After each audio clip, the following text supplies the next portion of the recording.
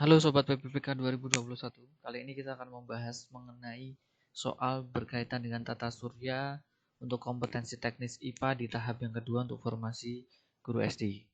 Rekan-rekan sekalian harus waspada soal-soal yang mungkin muncul dalam tematik-tematik kelas tinggi atau atas, yaitu kelas 4, 5, 6. Salah satunya adalah di soal tata surya. Jadi kita akan kupas tuntas berkaitan dengan soal tata surya yang bisa jadi muncul di tahap yang kedua.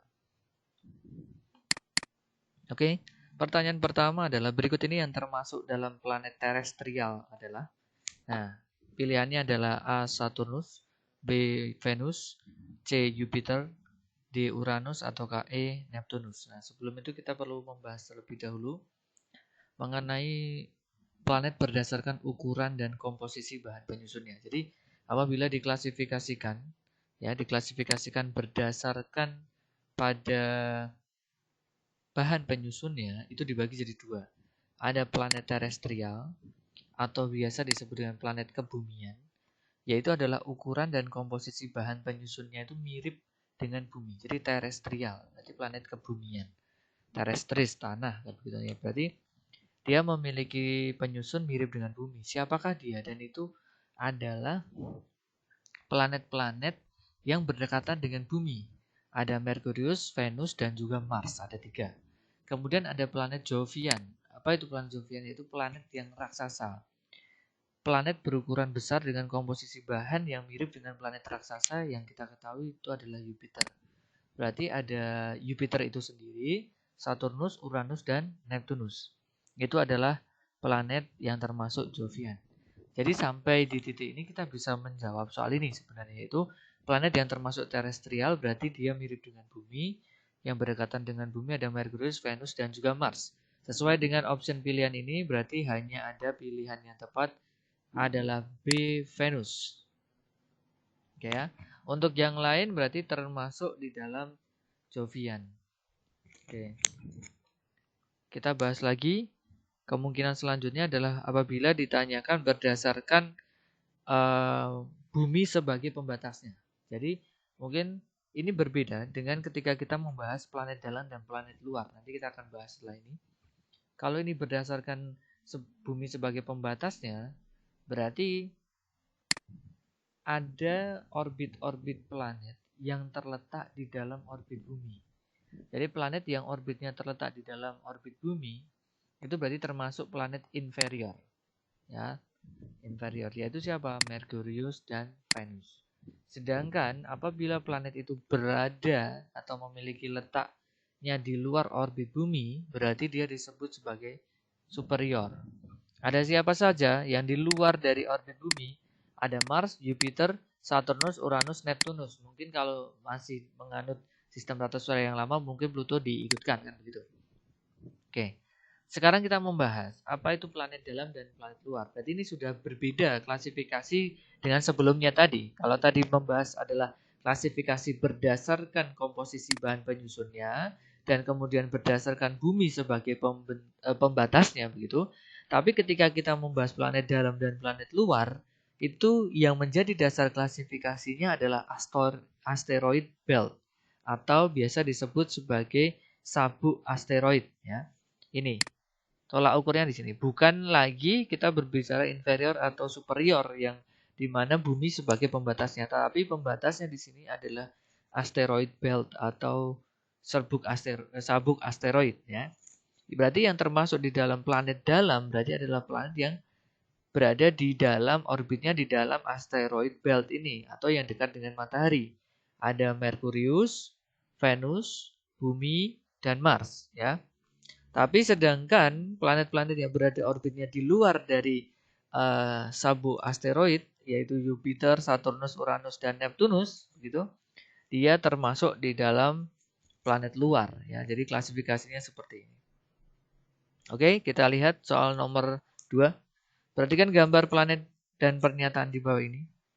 1 termasuk planet luar, 2 planet terbesar, 3 planet pada urutan ke-6 dari matahari, dan 4 mempunyai 1 satelit.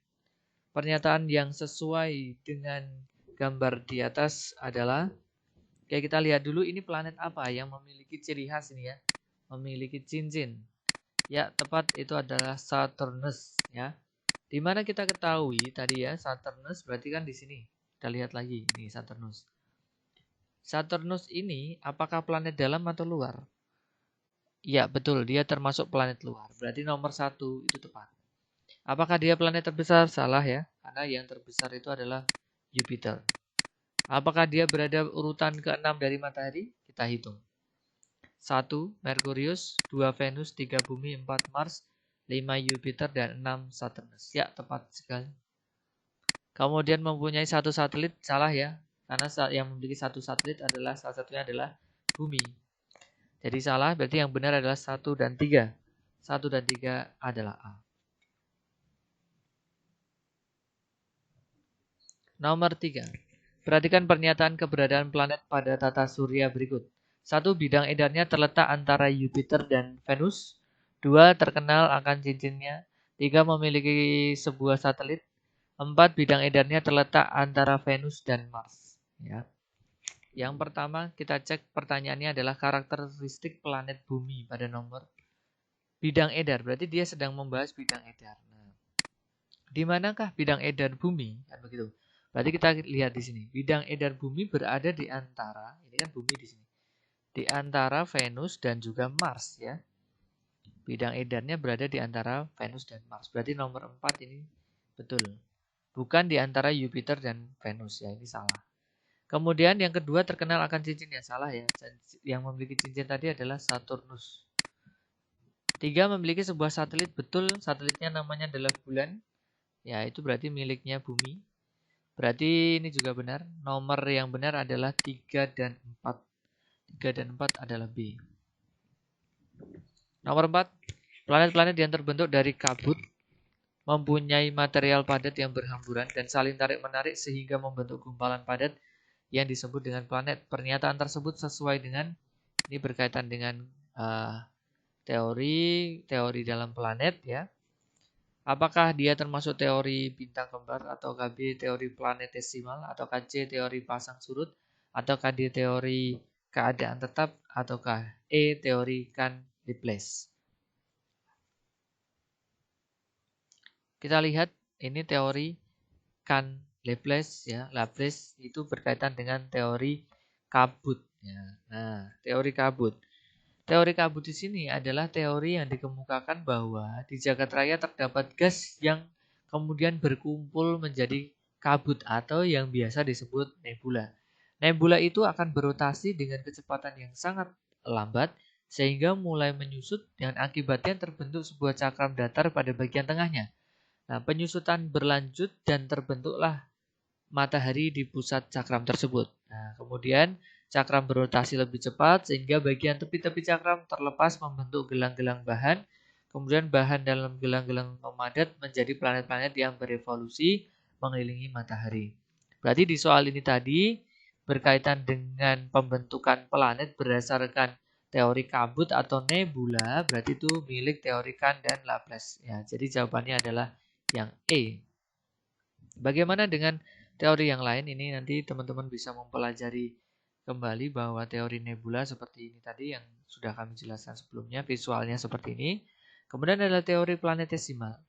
Kalau teori planetesimal ini matahari terdiri dari massa gas yang bermassa besar, kemudian terdapat bintang lain melintasi tersebut dan ada pengaruh gaya gravitasi tersebut sehingga materi itu akan terlempar. Nah, materi-materi yang terlempar itu kemudian mulai mengalami penyusutan dan membentuk gumpalan-gumpalan yang disebut planetesimal. Jadi, peristiwa yang disebut planetesimal itu ya ketika materi-materi tersebut terlempar dan menyusut dan kemudian membentuk gumpalan-gumpalan. Kemudian teori yang mungkin bisa muncul ya, itu adalah teori Big Bang ya. Big Bang ini adalah teori yang berkaitan dengan ledakan yang dahsyat ya. Nah, teori Big Bang ini berkaitan dengan alam semesta ini berasal dari sebuah ledakan yang sangat dahsyat. Ledakan ini disebut dengan Big Bang atau detupan besar. Dahulu ilmu yang mempelajari asal-usul alam semesta disebut kosmogoni. Namun dewasa ini kosmogoni telah diperluas, tidak hanya mempelajari tentang asal-usul alam semesta dan evolusinya, tetapi juga meliputi isi alam semesta dan organisasinya, sehingga disebut kosmologi. Nah, seperti itu. Dan dari teori kosmologi itulah muncul 3 teori, ya, teori keadaan tetap atau disebut steady state kosmologi, yaitu alam semesta sama dimanapun atau bila manapun, atau dengan kata lain alam semesta sama di mana-mana setiap saat, itu teori steady state. Namun teori ini tergoyahkan karena alam semesta cenderung mengembang dan tidak tetap. Muncul teori yang kedua adalah teori osilasi, yaitu materi alam semesta bergerak saling menjauhi, kemudian akan berhenti lalu akan mengalami penempatan, demikian seterusnya secara periodik. Teori ini mengemukakan bahwa alam semesta sekarang sedang mengembang karena sebelumnya telah terjadi penyusutan. Dalam proses ini tidak ada materi yang rusak atau hilang ataupun tercipta, hanya mampat atau merenggang. Dan teori yang ketiga adalah teori dentuman besar atau Big Bang. Seluruh materi dan energi dalam alam semesta pernah bersatu membentuk sebuah bola raksasa. Kemudian bola ini meledak sehingga pengaruh materi mengembang karena pengaruh energi ledakan yang sangat besar. Tahapan terjadinya dentuman itu setidaknya ada 2 proses. Yang pertama, segera setelah terjadi dentuman besar, alam semesta mengembang dengan cepat hingga kira-kira 2000 kali matahari. Yang kedua, sebelum berusia 1 detik, semua partikel hadir dalam keseimbangan. 1 detik setelah dentuman, alam semesta membentuk partikel-partikel dasar yaitu elektron, proton, neutron, dan neutrino pada suhu 10 miliar Kelvin. Oke, seperti itu ya. Ini berkaitan dengan teori tersebut. Nah, kita coba lihat soal selanjutnya. Alam semesta terjadi akibat ledakan. Ya, sudah perlu kita garis bawahi. Dari sebuah gumpalan zat yang hebat, kemudian pecah-pecah, ya, sehingga berkeping-keping dan membentuk alam semesta dan benda-benda angkasa lainnya. Pernyataan ini merupakan teori, sudah kita bahas, yaitu adalah Big Bang Theory. Jawabannya adalah B. Untuk yang lain sudah kami terangkan di slide sebelumnya tadi. Nomor 6. Bumi memiliki 3 lapisan. Urutan lapisan bumi dari luar ke dalam adalah, oke, kita lihat lapisan bumi seperti ini. Dari luar terdiri atas crust atau kerak bumi. Kemudian yang kedua ada mantel bumi. Dan yang ketiga ada inti luar atau outer core. Dan pada bagian dalam ada inti dalam atau inner core. Berarti secara urutannya dari luar ke dalam adalah kerak bumi, kemudian mantel bumi, dan inti bumi. Inti bumi dibagi 2 ya, ada outer core dan inner core. Jawaban yang tepat adalah E.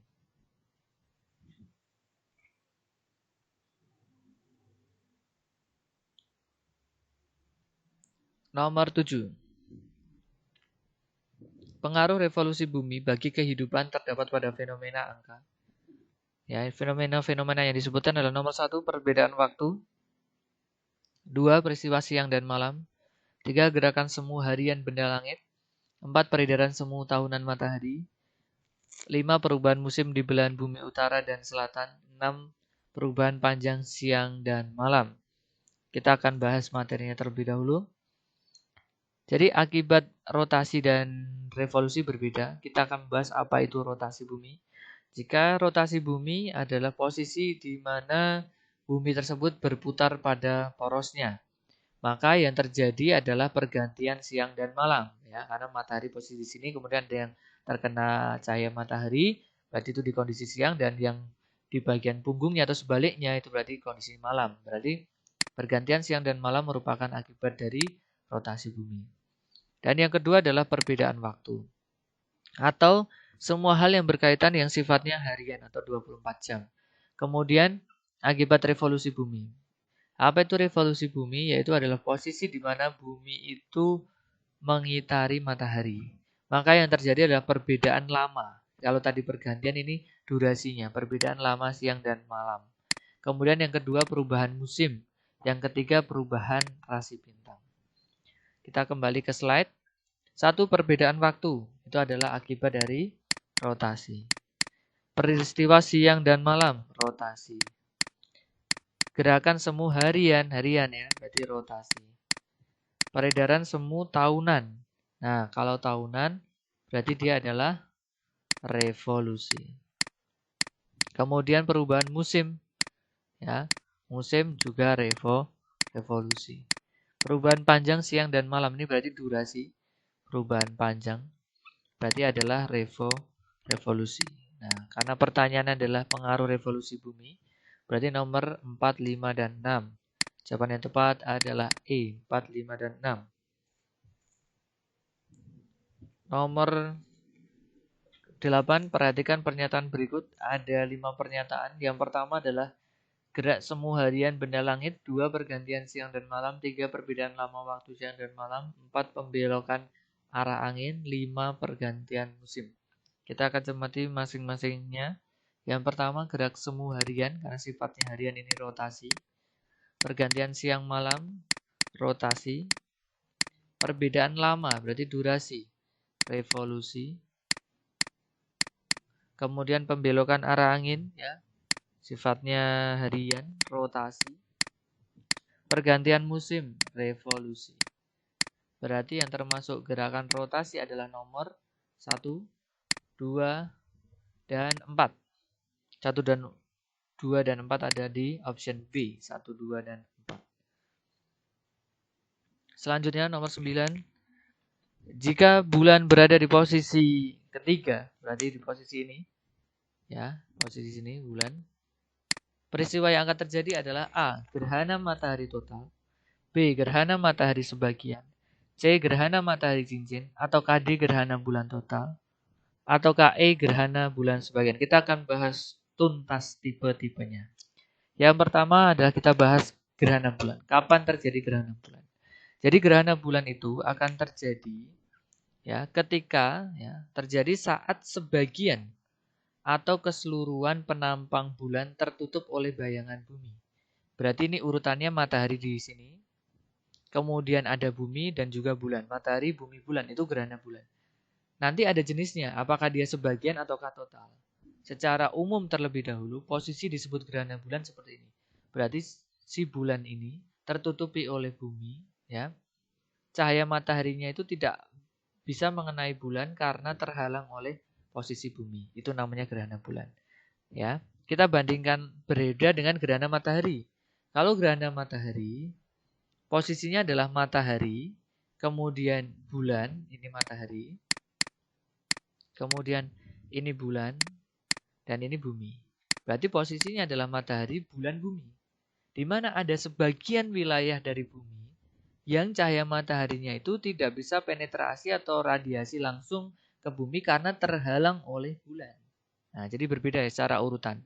Kalau matahari, bulan, bumi itu gerhana matahari. Kalau matahari, bumi, dan bulan itu gerhana bulan. Gitu ya. Nah, kita bahas terlebih dahulu. Di mana gerhana bulan ada yang disebut total. Kapan gerhana bulan total itu? Terjadi ketika seluruh bayangan umbra bumi jatuh menutupi bulan. Sehingga matahari, bumi, dan bulan berada tepat di satu garis yang sama, linear seperti ini. Nah, umbra adalah daerah yang tidak terkena cahaya matahari. Jadi gelap seperti ini berarti umbra. Nah, yang masih terkena cahaya matahari namanya penumbra. Itu berarti adalah gerhana bulan total. Sedangkan gerhana bulan sebagian atau penumbra adalah terjadi ketika seluruh bagian bulan berada di bagian penumbra, sehingga bulan masih dapat terlihat dengan warna yang suram, masih dapat pancaran cahaya matahari. Ya, nah, karena dia di bagian penumbra. Seperti itu. Nah, sedangkan gerhana matahari total itu posisinya seperti ini tadi, teman-teman. Nah, ini yang gelap ini berarti adalah bagian bumi yang tidak terkena cahaya matahari karena apa? Terhalang oleh bulan tadi, ya. Maka kalau kita kembali ke dalam slide ini, pertanyaan tadi, jika bulan berada di posisi 3, berarti ini posisi apa dulu nih? Berarti posisi umbra, ya, seperti ini tadi. Nah, di posisi ini, posisi umbra. Berarti dia termasuk apa? Ya, betul sekali, termasuk gerhana bulan total yang B. Begitu ya teman-teman ya. Semoga dapat dicermati penjelasan mengenai tata surya ini. Jadi waspada semua soal di kompetensi teknis bisa mungkin muncul. Pelajari materi-materi yang berkaitan dengan tematik di SD. Semoga membantu dan rekan-rekan semuanya diterima sebagai ASN di tahap yang kedua. Mohon maaf bila ada kesalahan. Semoga bisa terus membantu rekan-rekan membersamai dalam belajar bersama mentor PPPK. Jangan lupa like, komen, dan subscribe. Semoga kami dari mentor PPPK tetap semangat untuk mendampingi rekan-rekan semua mencapai kesuksesannya. Terima kasih, salam hormat kami, salam cerdas, salam hebat mentor PPPK 2021. Terima kasih.